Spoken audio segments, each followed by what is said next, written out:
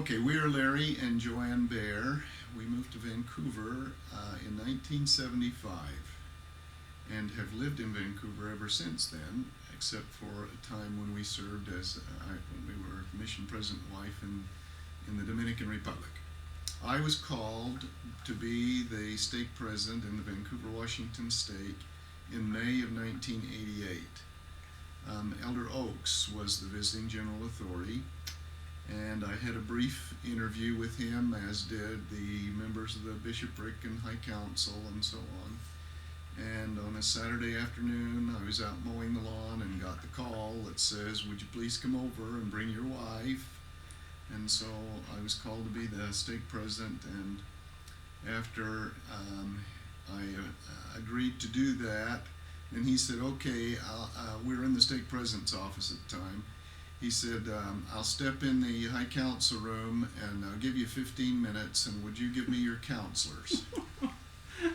And so I had chosen Dave Garner and Stephen Gillespie to be my counselors, and they served with me for the 9 years, and we were released in 1997.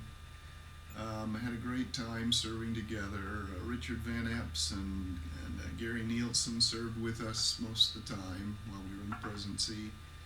And we made some changes in the stake in terms of when meetings were held and ward boundaries, where there were splits and new buildings built during that period of time. And the stake just grew and grew and grew until not long after I was released, the East Stake was formed from our stake. So it was a good time for us, a good building time, raising our family and having church and business responsibilities just kept us very busy. Good. I was thinking during that time also was when you began the young adult ward, correct? Oh, The that's right, singles we ward? did. Actually, it was a branch at the beginning, the Clark branch, and Wally Tusher was the first president of the branch. And then when they got enough members, we made it a ward, and it has proved to be just really successful. We count the success of the Clark ward of how many marriages they have in a year. Yeah, that worked really good. We split the Washougal ward and the Camas ward and made the Parker's Landing ward during that period of time. And lots of other things, buildings built and so on. Now, wasn't it also at that time that the stake offices were in a mobile home, temporary, whatever, across where Pioneer Park is now? That used to be rocky, and I remember when we had a project as a stake to go out there and clean up all those rocks. Wow. But before that, for quite a long time, there was this, would you call it a mobile home? It was a trailer. You know, just a mobile. It was just a trailer that somebody had built for us that was used for the stake offices because we had so many wards in the building. Huh. And the high council room used to be on the west side of the building where the family history center is now, and the employment center. And so there was some remodeling done to do that. I don't remember whether we did that or whether that was President Poyfair's tenure. But I do remember we had a general authority visiting, and perhaps it was when you were counselor to President Poyfair, but I remember taking lunch to one of the 70 and you all out to that temporary office. And then, as I said, after that, that's when we had the big rock cleaning up project, and eventually it was made into Pioneer Park. So it was just a big rocky area out there, huh? They had an Easter egg hunt out there when some of our girls were small. The big vacant field. During our time, of course, stake presidents have visitors, visiting authorities that come. I think we had ours once each year. We had Elder Kuchi one year. We had Marion D. Hanks one year. We had, who did we have? Elder Pullman?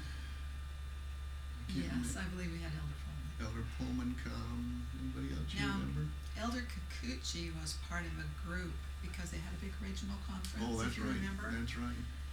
And so we had Elder Ashton and soon to be President Hunter. He was president of the Quorum of the 12, and Elder Kuchi. That's right. And I remember when you had meetings in the afternoon, they had an activity for the wives, and we took them over to see Washington Park and some of the gardens and things. And when we got back, the brethren were all sitting in our big living room talking. And actually, I came back a little bit early because we had a big dinner there.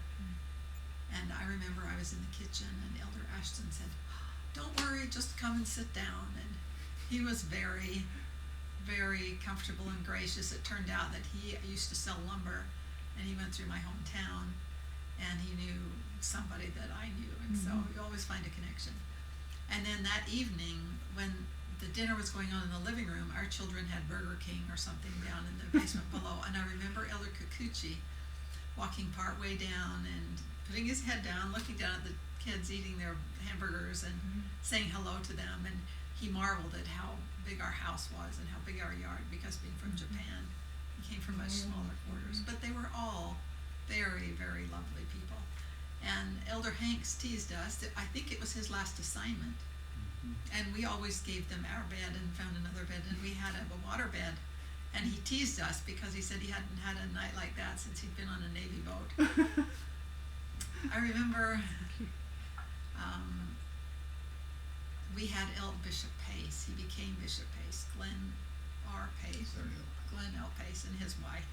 And they were really delightful people. But I remember the next morning, well, of course, we had to make it look very nice with 5 children living there. And so anything we couldn't find a place for immediately, we took downstairs and put in our big storage room. And so the next morning, when it was time for him to speak, he talked about how nice it was to visit us and our lovely home, and everything seemed so in place. And then this was unbeknown to me. I guess they'd taken him on a tour of the house, and he said, "So what's this door?" And they threw open the door of the storage room. And he said, "And there it all was." And everybody roared, and I was going, "Oh no." But we sat up and talked with them. I remember they were very pleasant people. And let's see, there was some. By the time it came for Larry to be released, we had Elder Eyring and Elder, was he the pilot? Yeah, he was the pilot. Gerard. Gerard. Elder New member of Gerard. the 70. He was a big man, he'd been a pilot. And by then, they didn't stay in your home, they stayed in the motel that was out behind Burger King, I think. Phoenix Inn. So that's what And- changed. Huh? And so they didn't stay with you anymore, but they came for breakfast. And I remember so well, as he spoke to us, I really felt the influence of the Spirit. It was just, I knew that he was called of God.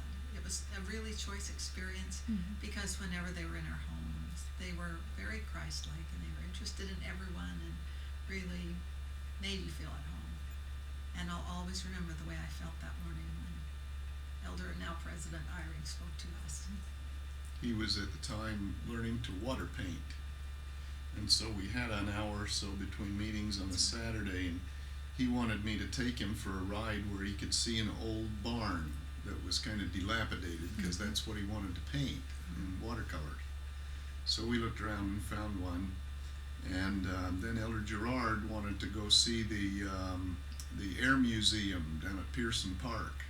So we went down there, and he was just fascinated by these old planes in the museum down there. So it was a good time being with them, and Elder Eyring was just a joy to be with. He was very pleasant. Oh, and by the way, he said, at the time he said, "It's not going to be very long till the Spanish-speaking members of the church will outnumber the English-speaking members of the church." So he had little flashcards that he was learning to speak Spanish so he could talk to them. I wonder how he's done with that. That's great. Very delightful. Yeah. Anything else you remember, my dear, that would be significant?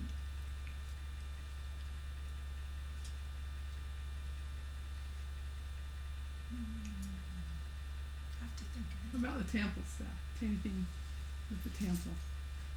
Because Well, the Portland Temple was built while we were in the presidency, and I remember that there was a request made for monies to build the temple. That was probably before our tenure in the state presidency, but recognizing some sacrifices that were made by the members to build the Portland Temple, and we still have. Did you bring that little piece of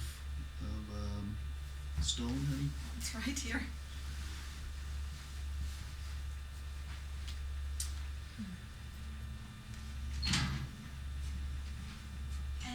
Which general authority did we take on a tour of the unfinished temple on his way to the plane?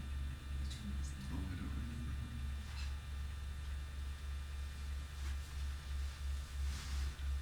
This was a gift to us, marble from the Portland Temple, from the Oregon Portland Mission, Christmas 1988. This makes me think of President Monson when he says, "You touch the temple," he tells that to the children, and it will touch you.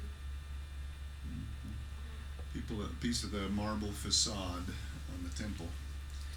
And so we were at the open house. Matter of fact, we were at the open house for the building of the Seattle temple too. And was that President Kimball? I still remember standing with all the people, and President Sister Kimball, shorter than a good many of us, walked by, and it was a glorious experience to be with them. Yeah. And then the dedication of the temple in Portland, and that's been a good part of our lives as we're officiators there and work there and love to go to the temple.